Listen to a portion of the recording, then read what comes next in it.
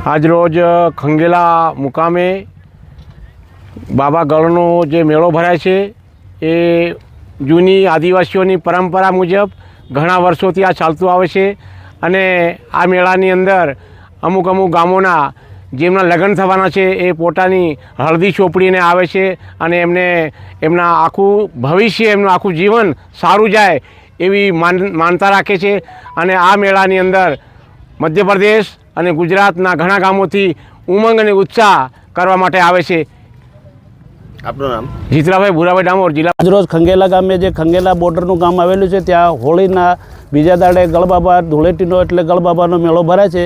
એ અમે ઢોલ સાથે ઢોલના વાજા સાથે હર્ષોલ્લાસથી ઉજવીએ છીએ અને વર્ષોથી જૂની રીતિ રિવાજ મુજબ અમારે જે લાડાઓને હળદ ચોપડે એને ઉપર જે માનતા પૂરી કરે છે એ ગળબાબા પર ફેરવી અને માનતા પૂર્ણ કરી ઢોલ વગાડીને એને ઉજવીએ છીએ। नाम संगाड़िया फरिंगभाई शोभन भाई, गाम खंगेला नवापुरा फड़िયું ताजी दाहोद।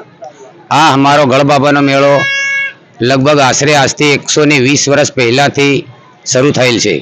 आ हमारा परंपरा घड़ियाओ आ मेळानो जे भी कार्य मतलब जेवी रीते मंदिरों में कोईपण भगवाननो मंदिर बनाववामां आवे छे एवी रीते अमारे आने देव बाबाने कहेवामां आवे छे के धर्मी राजा, जे अमारो आदिवासी नी परंपरा संस्कृति है।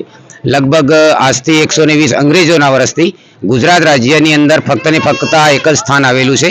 अहींया अमे मानता लेवामां आवे, टूंकमां बाधा लेवामां आवे। ज्यारे अमारा घरमां कोई मांदगी होय, गाममां मांदगी होय, कोई बार गामनो बी एनो पुकारे मांदगी विषे एनुं नाम ले अने जे दुख संपूर्ण पूर्ण मटी जाए त्यारे आ धूळेटाना दिवसे अहींया आवीने त्या घरे हळदी लगाड़े, 2 के 3 वाना फेरवे, ढोल वाजित्रा लईने नाचे अने अहींया धामधूमथी आवी अने स्थानमा उजवे। जे ते के मानता लीधेली होय जेवी रीते मंदिरोमां फळफळादी चढ़ावे, अमुक मंदिरमां जे कई दक्षिणा कबूल करेली हशे ए चढ़ावे। पण अमे पहेलेथी अमारे गड़िया पीढ़ीनी पीढ़ी आदिवासी संस्कृतिनी अधीन अमे चालीए, तो अमारी संस्कृति थोड़ीक अलग छे।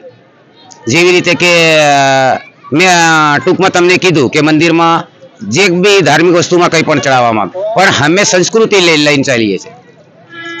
अच्छा, आ वर्षोथी चलावता होय छे मेळो छे ત્યાં સુધી आज आखी प्रक्रिया તમે કેવી રીતે કરતા હો છો અને જે ઉપર બાંધવાનું હોય છે કઈ રીતનું હોય છે?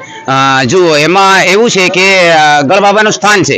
ગળબાબાના સ્થાનમાં અમે સૌ પહેલા તો સવારમાં વહેલા આવીએ, ભૂખે પેટ આવીએ, ઉપવાસ કરીએ, નાહી ધોઈ અને આને દીવાબત્તી કરીએ, પછી એને રંગન કરવામાં આવે। જ્યારે ઉપર લાલા જે ભારી બાંધવામાં આવી છે એ એનું મેન એ હોય। જેવી રીતે કે પેલા શંકર ભગવાનનું મંદિર હોય ને જ્યાં ત્યાં લિંગની અર્ચના હોય એવી રીતે જે ભારીની દર્શના છે જે બી કઈ છે અમારો સ્થાન એની અંદર છે। જો અમારું દિલ એક વચેલું છે એ એની અંદર છે। પરંપરા અમારો ભગવાન જેવી રીતે અમે કીધું ને કે બાબો ધર્મી રાજા એ અમે એને જ માનીએ છીએ।